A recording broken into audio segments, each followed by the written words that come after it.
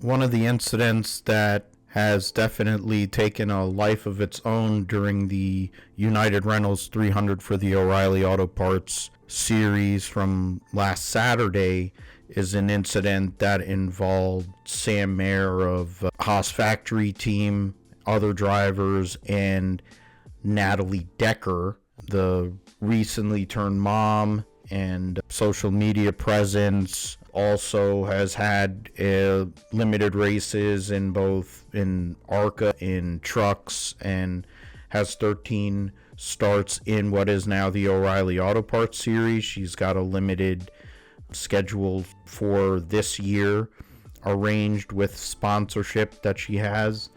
She's taken heat for some of her actions, including getting into a, photo shoot opportunity with Bert Kreischer, the comedian, who insists on taking his shirt off and showing off his enormous belly.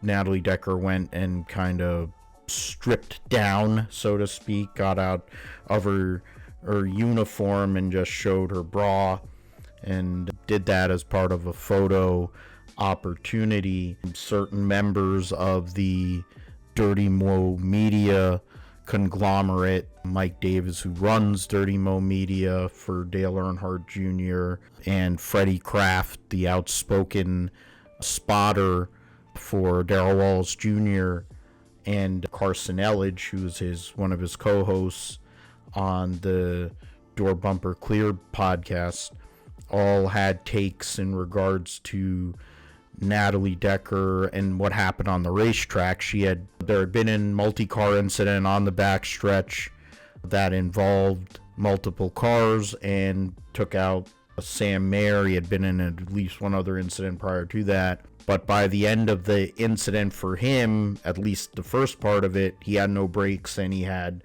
his hood up on top of the windshield. Decker being much further back, trying to just save her stuff and wait till the end to try and make the most out of a day with a smaller team, the Joey Gase team, that limited resources, fills the field, so to speak, and is able to bring or allow people who bring money to the table to go and run limited races.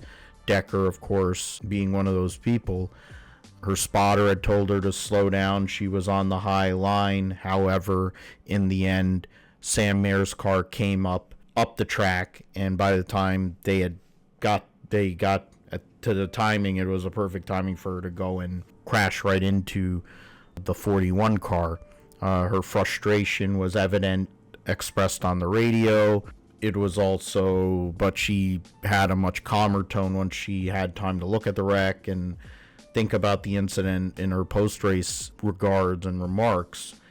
Question of her being approved or why she was approved for the race based on her previous performances has come up. The notion of her being a social media influencer and not maybe being the best driver based on her statistics also came up in the end. And fundamentally, it's something that she's had to fight for a while, and we'll see how that all comes off as we go through the upcoming months before her next start at Pocono Raceway in June.